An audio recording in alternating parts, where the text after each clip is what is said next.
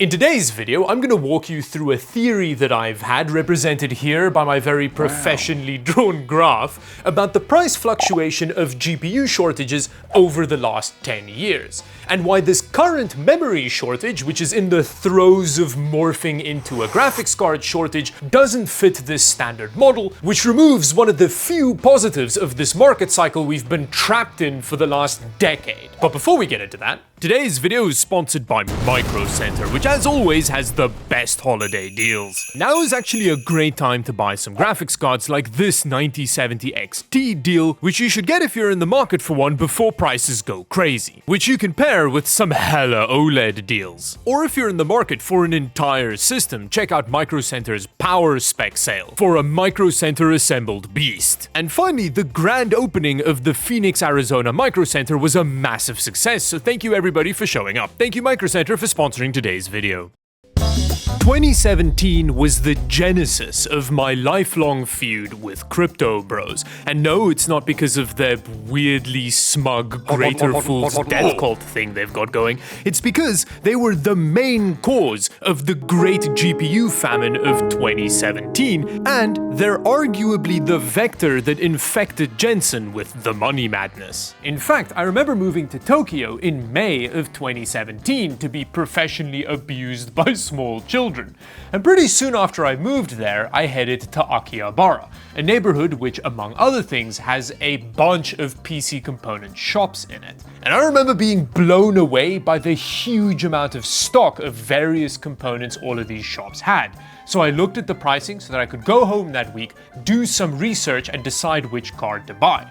However, that week I read an article about the sudden gold rush in Ethereum and how a bunch of people were rushing out to buy graphics cards. So, concerned, I headed back to Akihabara literally the next weekend, and pretty much all of the graphics cards were gone. I was so excited to buy an R9 Fury, they had a bunch of them in stock for a great price. But because of the crypto boom, they all sold out. So I had to buy one of like 2 GTX 1060s that were left, like some kind of loser. And as you can tell, I'm still mad about it. Now basically what happened was over the course of 2017, the price of Bitcoin and a bunch of other cryptocurrencies surged by over 1,000%. Now funnily enough, after the fact, there was apparently a pretty strong indication that the majority of that pump was due to market manipulation using Tether, which is just the most crypto thing ever. But whether or not they used Viagra to start and or maintain the pump, the investment fervor was real. Everybody looking to make a quick buck was frothing at the mouth for crypto. And this happened to coincide with a time where the GPU mining profitability for Ethereum was through the roof, which meant everybody was rushing out to buy every GPU they could get their hands on so that they could shackle them down in the mines. Which obviously led to massive GPU shortages. No Fury for me. Now interestingly, in Japan at the time, despite the GPU famine, you did occasionally get cards that showed up at MSRP, and I managed to snag a GTX 1080 in September of 2017, a card which I still have. I may have a little bit of a hoarding problem. However, if you don't just go anecdotally from my long-term memory, the GPU famine lasted into 2018. The price of Bitcoin and other cryptocurrencies slowly started cratering from about January of 2018, and by halfway through the year, the GPU prices had started to stabilize. And suddenly, crypto mining had lost its luster, at least for now. So the crypto miners tried selling all the GPUs that they snagged from the mouths of hungry gamers. From famine to feast, suddenly there was an abundance of used GPU deals. And this whole GPU famine feast situation is a bit of a feature of the crypto bubble cycle, a feature which would repeat in the second great GPU famine. Now, unfortunately, we didn't have to wait long for our second great GPU famine, which struck in 2020. And this one was a real doozy, because this time around, not only did the aforementioned crypto Jawas get another shot at a mining gold rush, but we were also in the throes of a generational pandemic, which for several reasons, including everybody making it rain with their stimmy checks and factories being closed, led to a massive chip shortage. And this combination was devastating for PC gamers. GPU stock took years to recover. It all started around when Nvidia announced the next generation RTX 3080.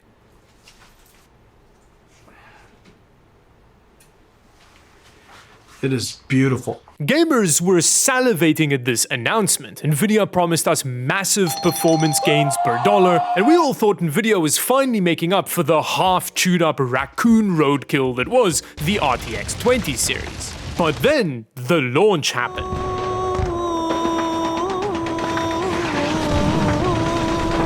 I still remember queuing outside my local PC shop in the morning. I was like 5th in line, and I still didn't get an RTX 3080. Only the first 2 people got cards, and they got Zotac variants, so I guess the joke's on them. Enraged, I placed a pre-order for an EVGA RTX 3080, which took well over 3 months to show up. And I was one of the lucky ones, because that card was still at MSRP. And after that, MSRP was a word we wouldn't hear again for a long time. But not only was the supply constrained, like I mentioned before, the crypto Jawas were in the midst of another gold rush. So scalpers would use bots to buy up every new stock drop of GPUs and then immediately resell them to crypto miners who were willing to pay thousands of dollars for GPUs because they were just going to shackle them in the mines. So the expectation was that they were going to make all that money back. Because that's the thing, this wasn't even an isolated issue with graphics cards. This was a problem with like every single consumer product in that period.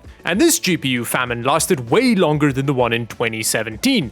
Prices only returned to MSRP in mid to late 2022. And because of the massive scale of crypto mining in this period, when the hash rate collapsed and the prices hit MSRP, the used market was suddenly flooded with GPUs that the miners were trying to get rid of. However, despite this period of surging used GPU stock, which meant you could find a good deal if you knew how to look for one, the new GPU market is still pretty butt cheeks. The last 2 generations of GPUs have been lukewarm at best, which is at least in part due to the fact that Nvidia has found a new customer with pockets deeper than the Mariana Trench, which brings us to the memory shortage of today.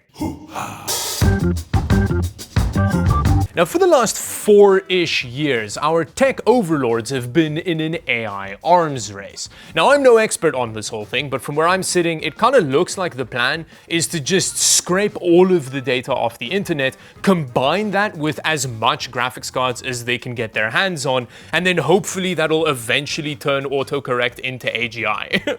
I don't know, I'm sure there's more to it than that. And to accomplish this, of course, we need to turn the entire world into a data center filled with Nvidia GPUs. Now, interestingly, to feed this growing monster, the part of the supply chain that gave out first isn't the one I was expecting, which is the graphics card bit of the supply chain, it's the memory bit. These data centers need huge amounts of memory to store all of our scraped data on, and that's why you now have to spend $1,000 to get like 32 gigs of RAM. Now, unfortunately, graphics cards also use memory, so this current memory shortage is inevitably going to turn into a GPU shortage very soon. So we are potentially on the verge of going into another full-blown GPU famine, all so that we can get generative AI videos of Nintendo characters committing highway crime or whatever. Mario's framed, woohoo! And this whole situation is different to the previous 2 GPU famines in 2 key ways. The first one is that gamers' competition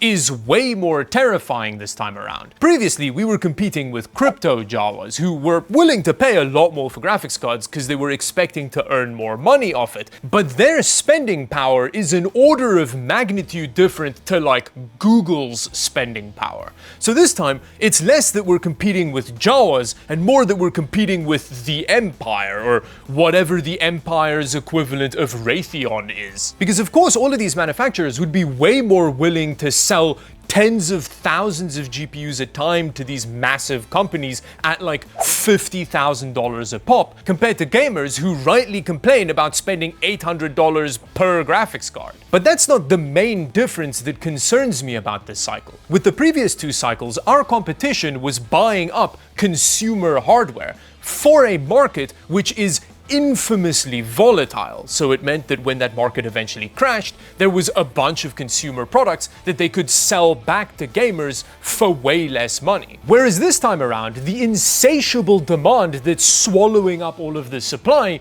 is in enterprise hardware. So when the whole AI kerfuffle eventually blows up, we're not going to get consumer GPUs to game on. Best case scenario, we get to live in the shacks we build out of the infinite piles of discarded H100 GPUs. There's not going to be a massive surge of used consumer graphics cards for us to buy up at a discount. So obviously, this AI kerfuffle leads to even this terrible bust boom cycle being the worst version of itself. It's just a bust cycle now. Now the thing is, it's not all doom and gloom. A lot of these memory manufacturers are ramping up production, so as long as all of these companies don't abandon the consumer market, prices should come down, although this is a long process. Unless something drastic happens, this shortage could last into 2028. David's opinion time. Although obviously this entire video is my cockamamie opinion and under no circumstances should you take it seriously. The way I see it, there are three possible timelines along which this situation can play out. The shortest term timeline is that this whole AI kerfuffle just blows up in the next couple of months.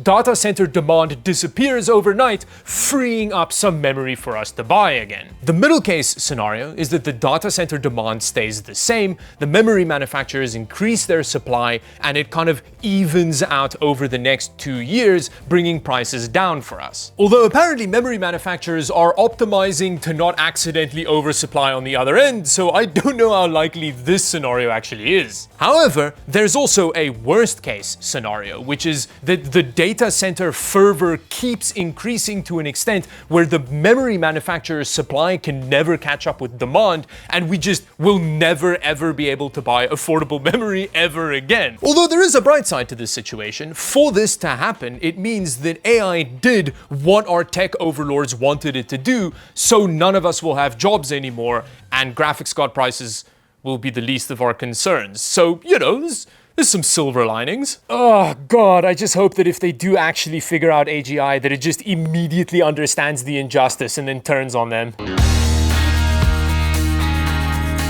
Okay, so having laid out three potential visions of the future, which one do I think is the most likely?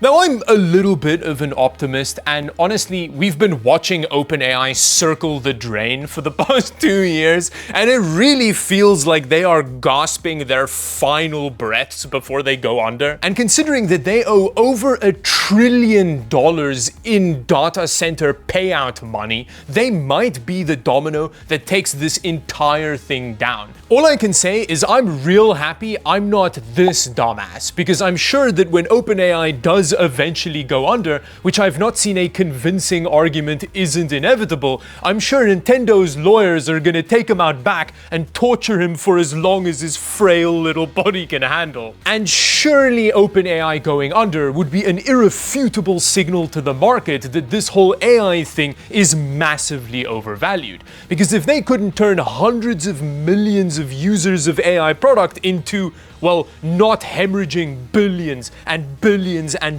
billions of dollars a quarter, then I don't know, what more do you need? The thing is though, if this is what happens, and I do think it's quite likely, although I'm not Nostradamus, no one can predict this shit, but if this entire house of cards comes tumbling down, it's gonna lead to an economic kerfuffle the likes of which we haven't seen in a long time. So these idiots are gonna have screwed everybody over, and they're probably just gonna get to carry on living their lives as the most powerful people in the world. Aside from him, he is 100% getting disappeared. I know a Fall Guy when I see one, and he knows it too. Look at those eyes. Bro looks like he's Peter Thiel's reluctant bottom. And yeah, this is the crap that's been bouncing around my head for the last week. So yeah, I hope you enjoyed the video. Let me know what you thought of it down below. Subscribe to the channel on the way there. And until the next video, thank you for watching. Bye-bye.